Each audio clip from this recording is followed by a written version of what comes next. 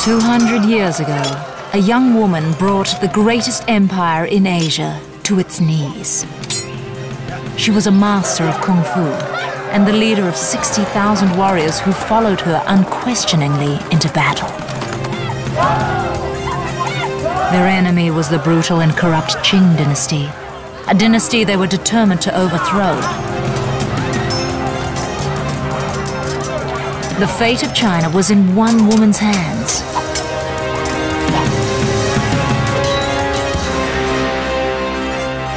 Her name was Wang Song-er.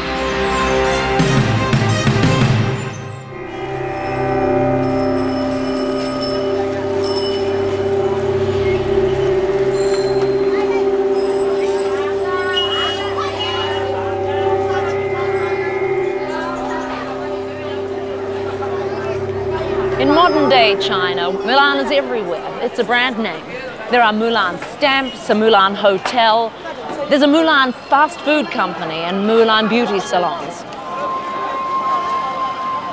But there is much debate about whether Mulan ever really existed. For many, the story of Mulan is a legend, which originated around 300 AD.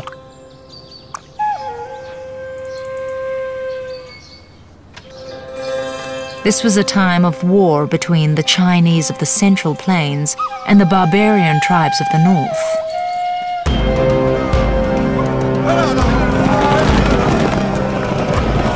These nomadic hordes were attacking Chinese farmers near the border, and every Chinese family was required to send a man into the army.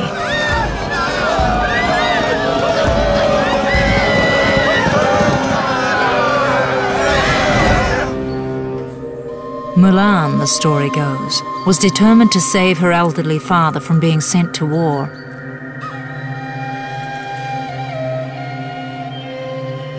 She disguised herself as a man and took his place. She fought with exceptional bravery, rose to the rank of general, and became the greatest leader of her age.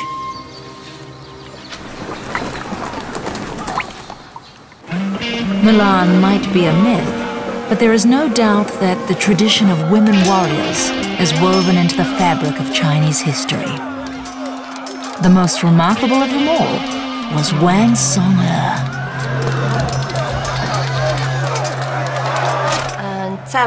My research shows that up until 1945, there were more than 40 Chinese women who led troops in war. All were remarkable, but Wang Song-er was in the forefront of this select group.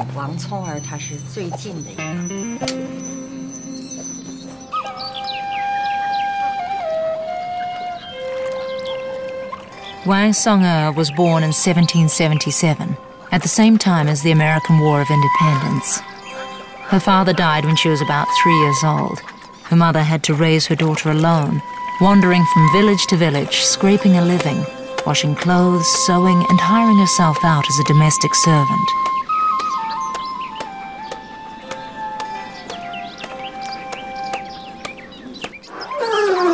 It was a hard and brutal existence for both mother and daughter. Dressed in rags, barefoot, often hungry, the young Wang Song-er survived by begging.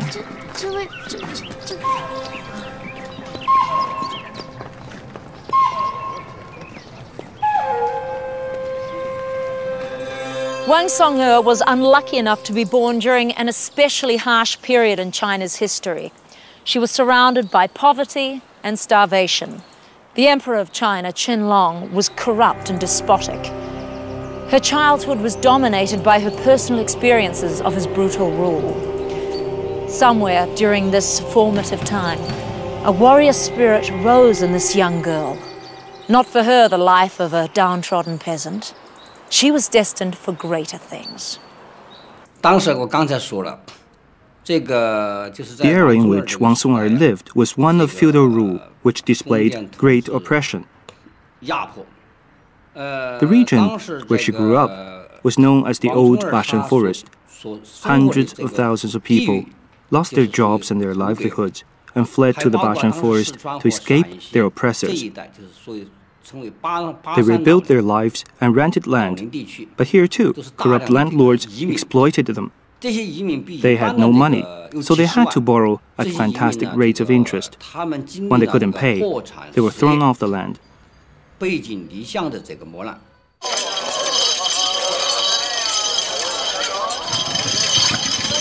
Begging meant that Wang Song-er spent a lot of time on the streets. When she was just 7 years old, she persuaded a group of street performers to let her travel with them.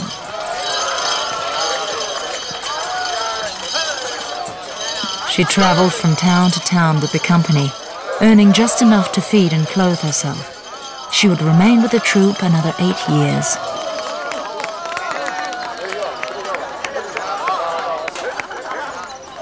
Wang Song-er grew into a proud and determined young woman.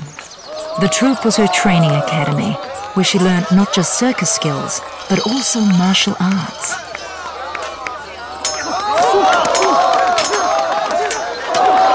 She mastered these skills with enthusiasm. As a woman from a poor background, it was essential that she could defend herself.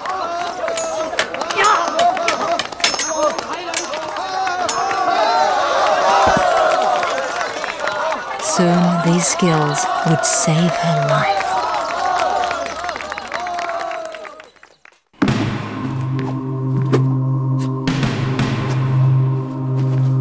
Chinese warriors have always regarded martial arts as the pinnacle of military prowess, and Wang Song-er was now considered an expert.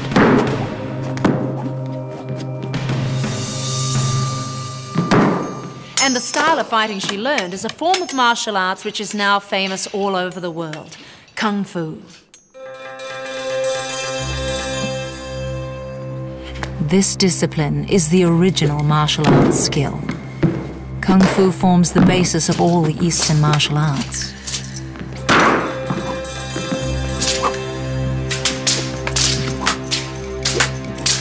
Kung Fu weapons are the tools of monks and peasants, simple farm implements.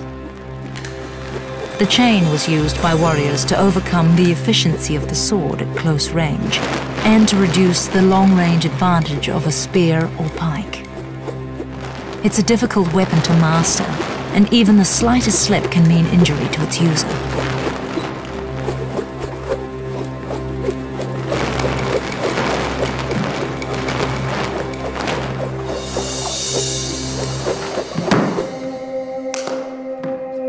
Very slowly. But Kung Fu is more than just a style of fighting. It's a whole way of being. It's known to have been in China since the late 5th century, spread by Shaolin Buddhist monks. And let's begin. Give you. Okay. The first one, you look at me. The one is turn on. I'm being taught one of the sword moves that forms the basis of Kung Fu. This discipline has been developed by Chinese warriors for centuries and would have been practiced by Wang Song-er. One. Oh, be perfect. Yeah, good. Relax. Did you just make that up? But the Chinese also put great store by the spiritual dimension of martial arts. The most essential thing about martial art is not practicing physical moves, but the appreciation of classical Chinese philosophy. Martial art is about much more than fitness and self-defense. Its most important value is spiritual and its ability to guide our thinking and behavior. So for the Chinese, a martial arts expert must be able to acquire an inner psychological strength. At the time of Wang Song-er, it was considered very unusual for a woman to attain this enlightened state. It's a key reason why she was so respected. If a woman can take up weapons, stand tall, and fend off the enemy, she will overcome any obstacle in her way. A woman of action with the resilience of steel, who is bold enough to triumph in adversity, is rare, and that is something most men fail to achieve. That is why we say the heroic deeds of a woman are more worthy of our admiration and respect than those of a man. Wang Song-er was now 16 years old. She was an accomplished fighter, a headstrong and forceful young woman. Yet she still had to earn her living as a street performer. And in 18th century China, a woman on the streets was considered the lowest of the low. Now she had an experience which would change her life forever.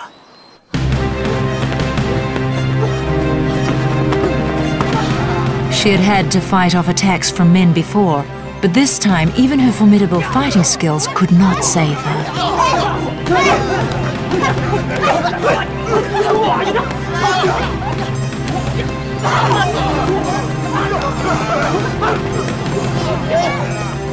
Her rescuer was Qi Lin, an important official in the city government of Zhanyang.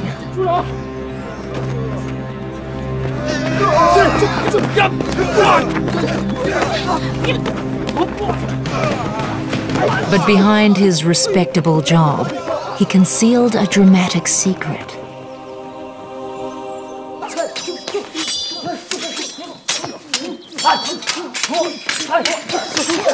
Qi Lin was the local leader of an underground group of anti-imperial plotters, the White Lotus Society. This was a clandestine association committed to ridding China of the emperor. Qi Lin had charm, good looks, and a sense of destiny, an eternally irresistible combination. Wang Song-er fell in love and joined Qi Lin and his cause. She now had a man and a mission. Together, in secret, they planned a rebellion. The brutality and corruption of the emperor's forces was growing daily. They had little difficulty in recruiting new members. The White Lotus Society had its origins in the 13th century as a revolutionary Buddhist movement. Now, in the 18th century, it reappeared. It provided the leadership and the inspiration for a rebellion against the Qing. It promised personal salvation in return for the loyalty of its members. The charismatic Qi Lin made an appeal to the farmers of this impoverished region, asking them to join the movement. The first 100 years of the Qing dynasty were good for China and its people. But by the middle of the reign of Emperor Qianlong, decline had set in. It became a time of darkness.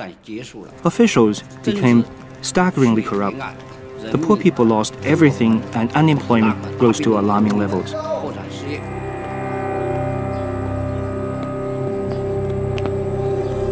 The root of the decay within the empire was He Shen, a scheming and manipulative young courtier that the senile emperor had come to depend upon. He had been given influential official posts, including Grand Counselor and Controller of the military, and he quickly made the most of his powerful position.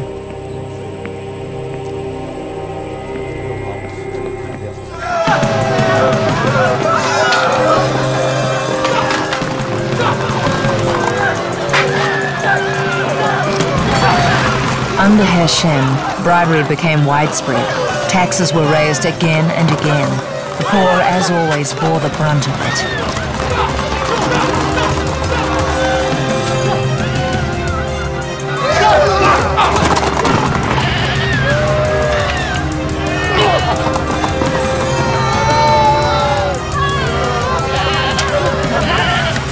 Those unable to pay the tithes and taxes were stripped of all they had by rampaging soldiers.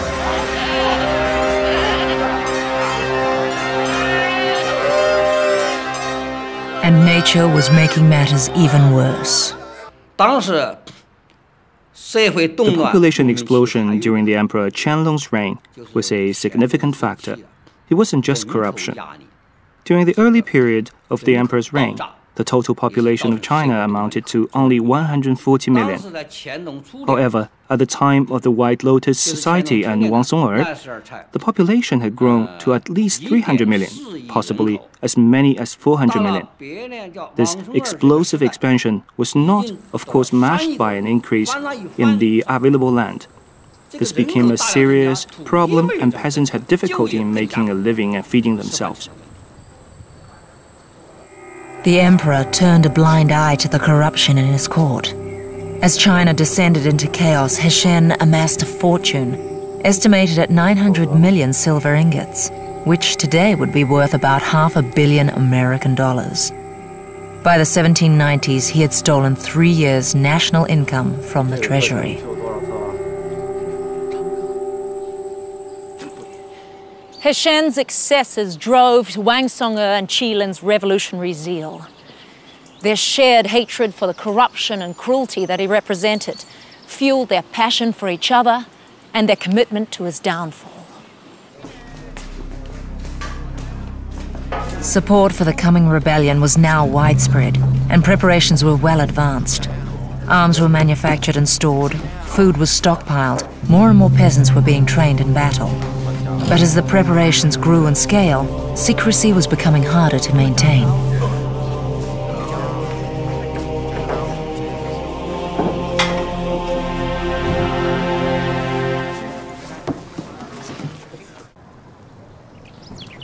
By 1793, the Qing dynasty had been in power for more than 200 years. Now it was slipping towards civil war. Powerful feudal lords jockeyed for power, and peasants were press-ganged into private armies. Many women were left to eke out a subsistence from the land on their own.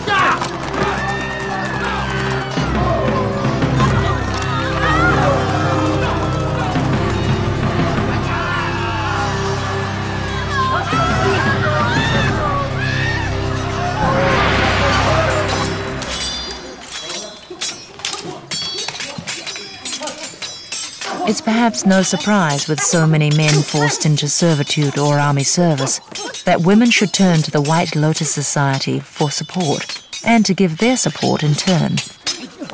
They were especially attracted by the egalitarian philosophy of the society, which promised its followers equality between the sexes.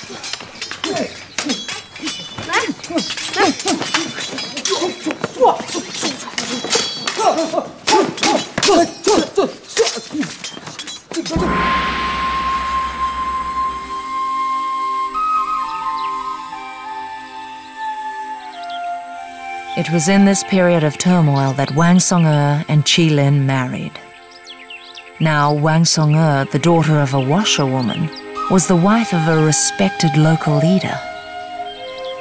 They had known each other for almost a year and were seen as the perfect couple.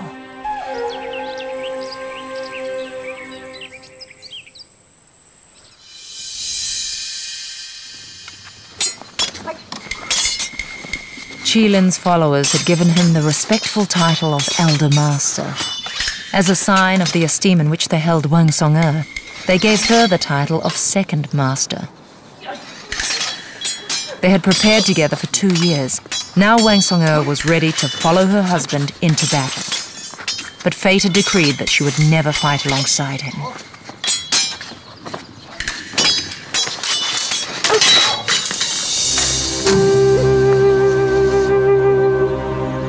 The date of the uprising was January the 15th, 1794. It was to start in the city of Shenyang, and the date was chosen most carefully. January 15th is a festival day in China, and the streets are alight with lanterns and fireworks.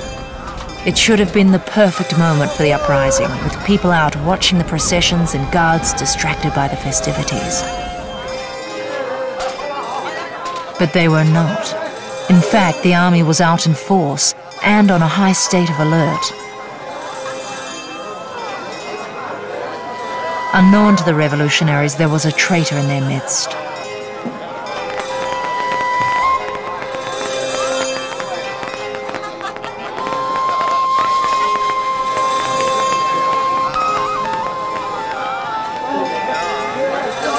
He had sold out his comrades for 2 silver ingots.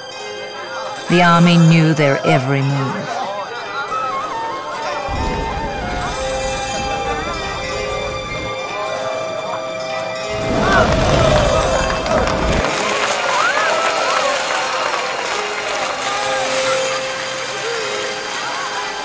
Qi Lin and several hundred White Lotus followers walked into a trap.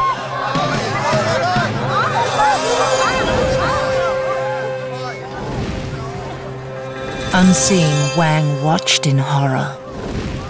Unable to help her beloved husband, she slipped away into the darkness.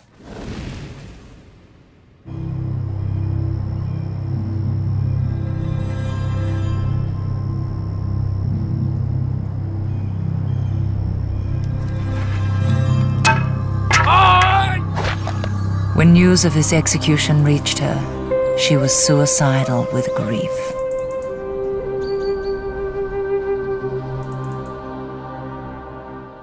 It was a tragic irony. Only 2 years earlier, Qi Lin had saved Wang Song'er's life, and now she was unable to save his. Did she feel that she should have stepped in and tried to save him, even at the cost of her own life? Would her actions now be driven by an element of guilt? Well, whatever her thoughts in those dark moments, the light of her life had been taken from her. She descended into a well of despair and anguish. With Qi Lin dead, the White Lotus Society and the revolution it promised was leaderless and adrift. If tyranny was not to triumph, someone would have to lead the movement once more.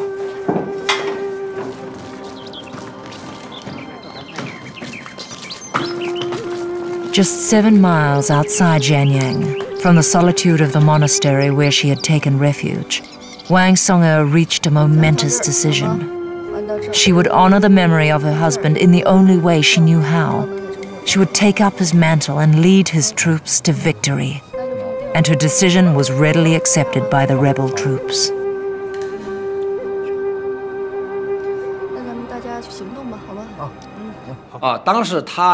Wang Song'er did not lose courage. She kept up her spirit and her strength of mind. She continued to contact her followers and developed her secret strategy to overthrow the Qing. She kept recruiting new members to the society and expanding her army. She prepared for each armed attack, quietly and methodically.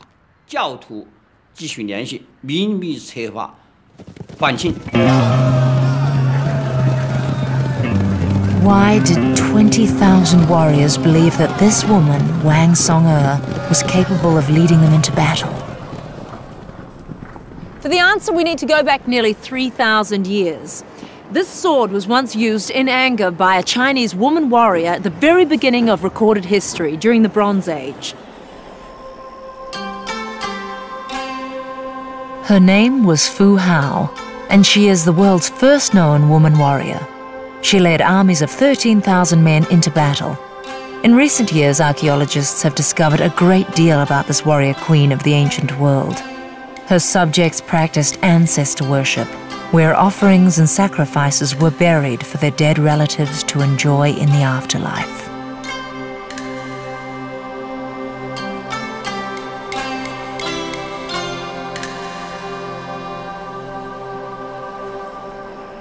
This is the ancient city of Anyang. It's one of the most important archaeological sites in all of Asia. It was the capital of the Shang, the first imperial dynasty, which ruled from 1554 BC to 1045 BC. Anyang, 400 miles southeast of Beijing, is now one of the world's most important Bronze Age sites. And since it was discovered in the 70s, it has produced some extraordinary relics. In 1976, Chinese archaeologists made an extraordinary discovery here at Anyang, a find to rival some of the finest discoveries of the Egyptologists.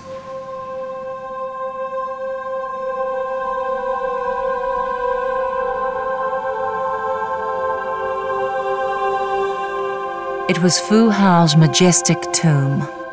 Inside they found the bodies of 16 slaves, 11 men, 3 women, and 2 children. They found bodyguards who were buried alive with their queen. As well as gold and ivory, there were 4 copper battle axes, engraved with Fu Hao's name. Axes were used by the Qing to symbolize the very highest military authority and power.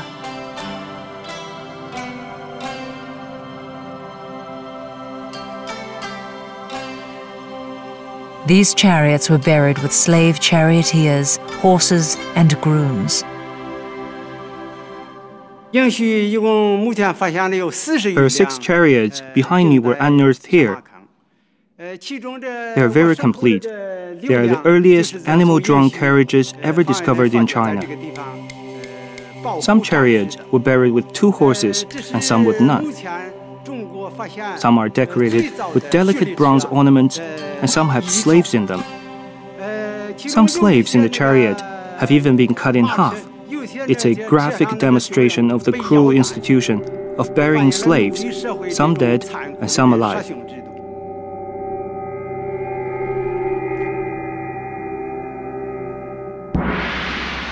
This woman proves that since the beginning of recorded history, China has had a profound respect for warrior women. 1,000 years before the birth of Christ, when Fu Hao ruled China with an iron fist, she was already an important political and military leader in her own right.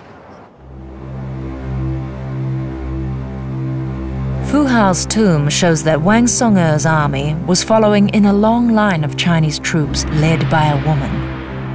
And just like Fu Hao, Wang Song'e would kill thousands of her enemies.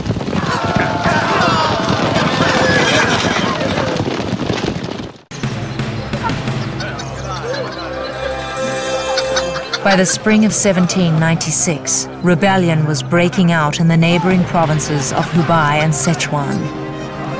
Wang Song'e decided that the time was right to put her grand plan into action.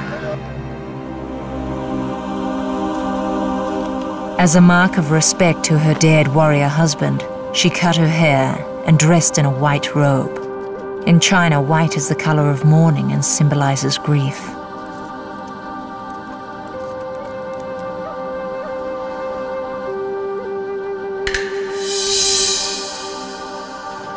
Since the death of her husband, Wang Song'e had recruited an army of over 20,000.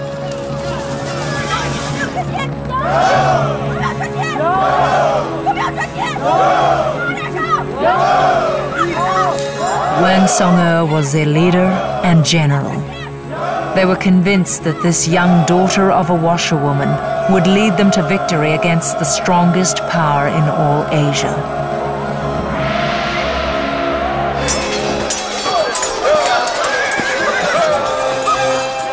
Wang Song'e had found the inner strength to transcend the execution of Qilin. 2 years after his death, with her army fully behind her, she launched the uprising for which they had so long prepared. Her peasant troops were well motivated and disciplined. They faced mainly badly trained conscript troops. In a series of skirmishes around Zhanyang, the imperial army suffered defeat after defeat. The young rebel leader's successes on the battlefield seemed to inspire both herself and her followers.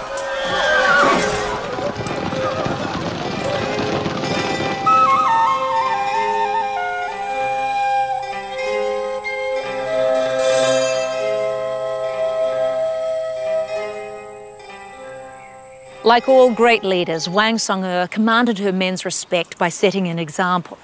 The kung fu skills which she had learned on the street served her well and were the foundations for her fame as a swordswoman. She fought with a sword in each hand, slashing and stabbing.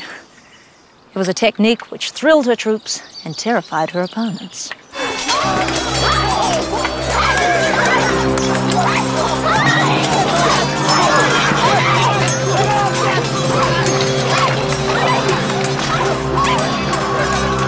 She even used this technique on horseback. This feat of wielding 2 swords whilst riding at great speed demonstrates what great riding skills Wang Song'e had. She was able to command a horse just using her legs and her feet. In fact, this skill is still widespread in northern China today.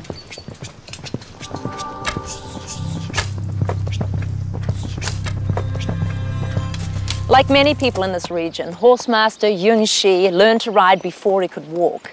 He comes from a family who for generations have made a living out of breeding and training horses.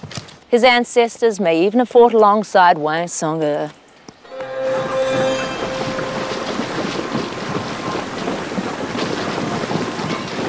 The rebel army now began their major campaign. It was a remarkable conflict. On the one side, peasants without power, led by a girl. On the other, the forces of Asia's greatest empire, led by the emperor's best generals. It should have been a walkover. But despite her youth and inexperience, Wang Song'e proved to be an extraordinary commander. She was cunning and unconventional.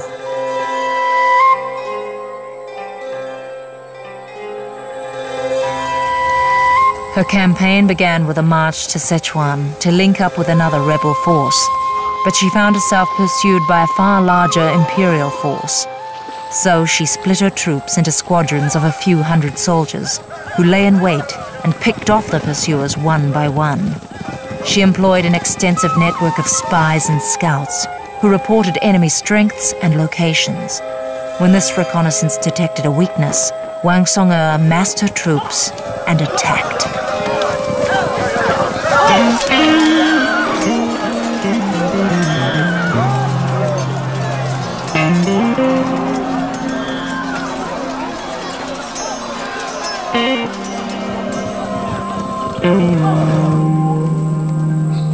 And while she led from the front, she sent envoys out to encourage uprising in the neighboring areas, which distracted the Qing forces.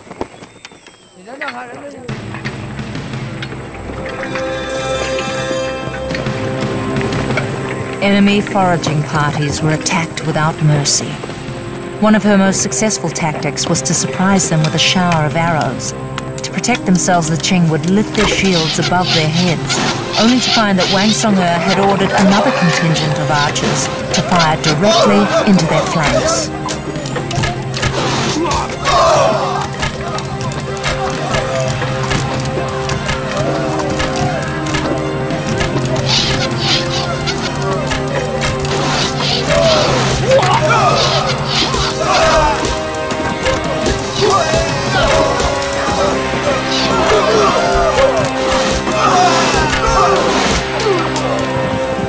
After inflicting severe casualties, the rebel army would split up again into small groups and melt away.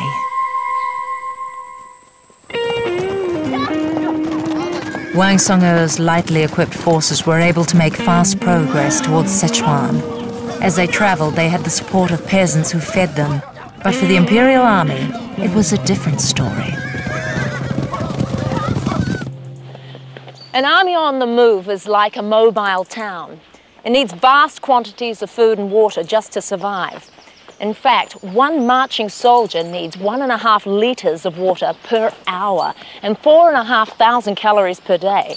That's the same as 57 slices of bread or 18 bowls of rice. So just imagine the quantities needed to mobilize an army of 20,000.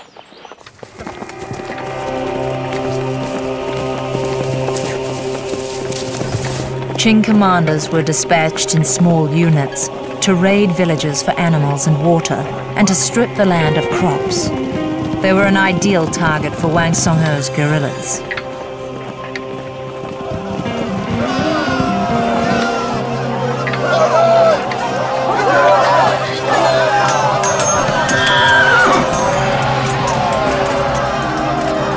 Wherever they went, these foraging parties were attacked and killed.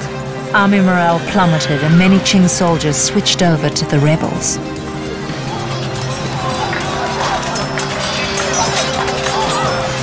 The emperor's army just didn't know how to fight an enemy that hit hard and then disappeared as quickly as they had arrived. This Qing force had never fought such an unconventional army and was constantly kept on the defensive, never quite knowing when the rebels would attack next. It was a classic way for a smaller force to overcome a larger one. Any good general likes to take his enemy by surprise before they have a chance to organize and get into formation. Wang Song'e was a master of ambush, of opportunistic attack and psychological warfare. All the hallmarks of guerrilla war.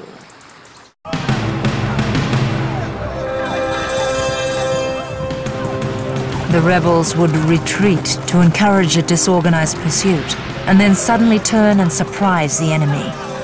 The mountains of northern China provided the perfect terrain for Wang Song'e's guerrilla army. The Qing force was surprised time after time by peasants who proved to be better trained than the soldiers.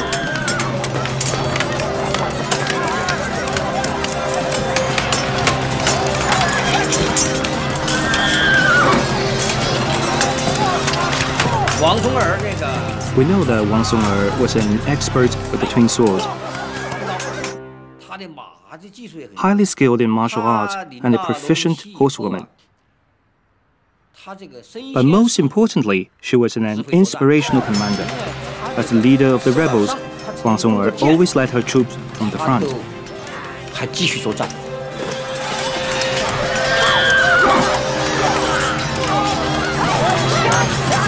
She held the respect of her troops, not just because of her bravery, but also through small gestures of kindness. There is a number of accounts of her going to the aid of her wounded comrades in the thick of battle, even shredding her own clothes to make dressings for her wounded soldiers.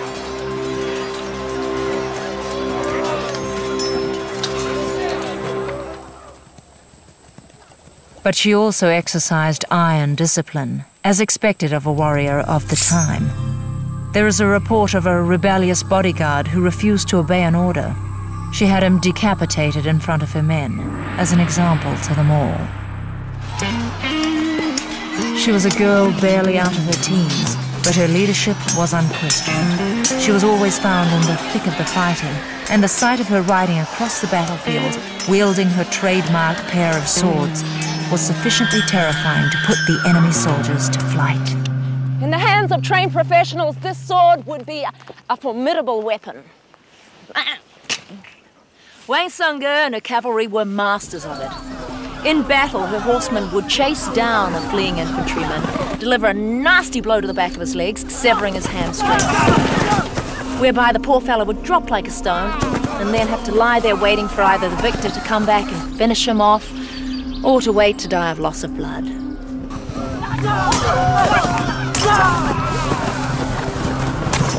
Swift, well-trained horses were a vital ingredient to Wang Song'er's success.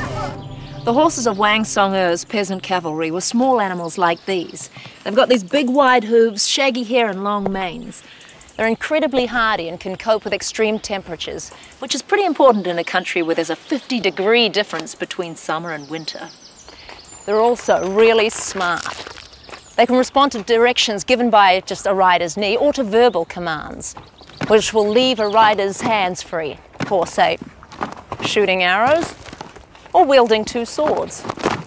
But perhaps even more amazing is the fact that Wang Song'er's horses were trained to help out their rider in a close-quarter battle by lashing out at the enemy with their hooves and teeth.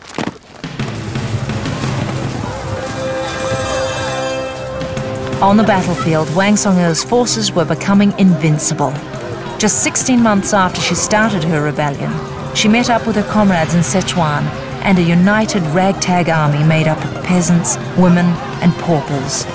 They were about to bring down one of the richest and most powerful empires in the world, unless something went wrong.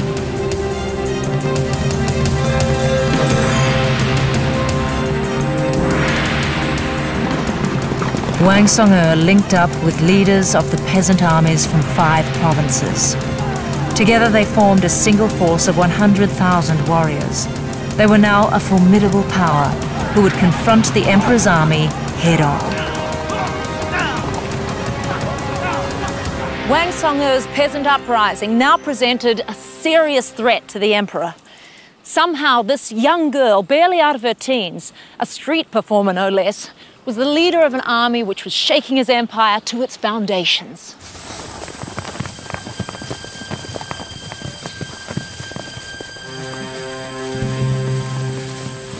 When the news of the scale of the force ranged against the emperor arrived from spies, the shaken Qing court summoned troops from every corner of China. Every general, every soldier, and every weapon was pressed into service.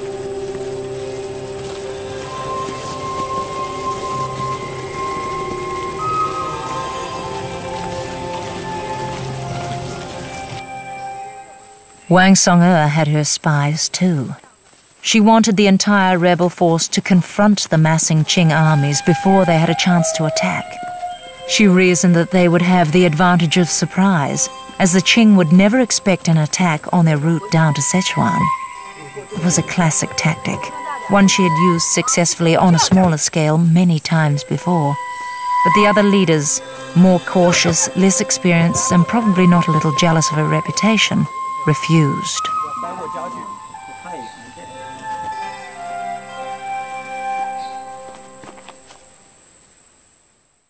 For the second time in her short life, Wang Song had to reach a fateful decision. Choose caution or action. Should she listen to others, or should she believe in herself and follow her heart and the husband she had loved but lost?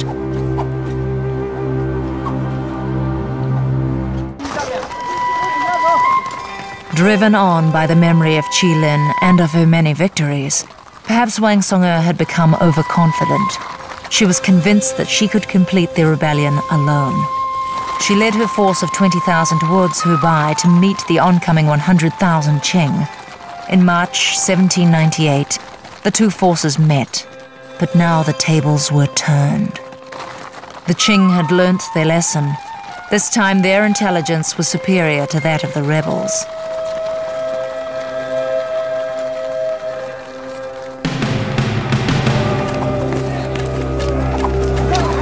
Wang Song was ambushed at Hai Shut Gully in Hubei province. Thousands of the peasant army died as they faced an enemy who attacked them from all sides. The Qing had blocked the rebels' route through the steep gorge.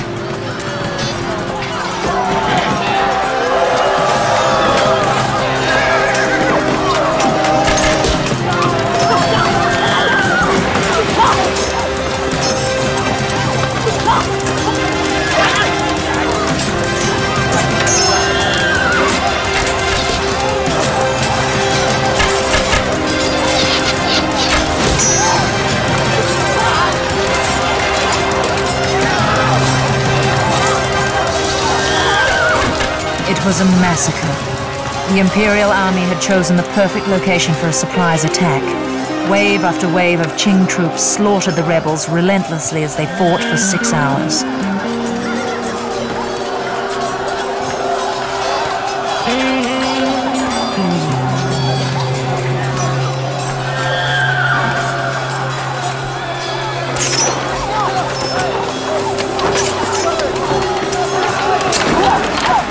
It was a bloody battle which could only have one outcome.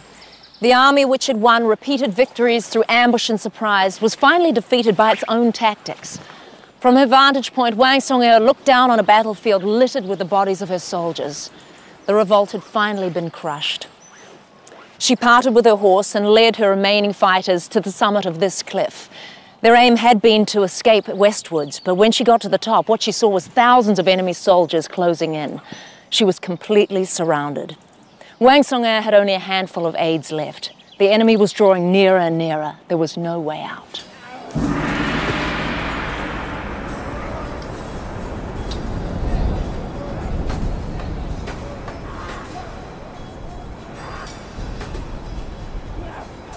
Wang Song had fought her way out of a life of poverty. She had risen above the desolation of her husband's execution. She had led a vast army which had shaken the foundations of an empire. But now only humiliation and defeat lay ahead. There was only one honorable way forward. She chose to join her husband in death.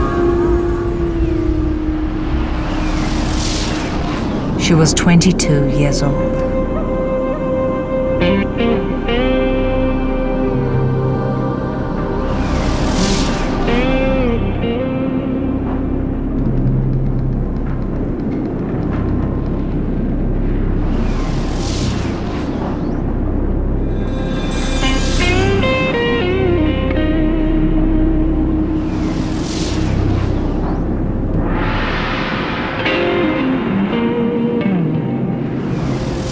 But she did not die in vain. Her uprising had demonstrated that a powerful monarchy was vulnerable to popular revolt.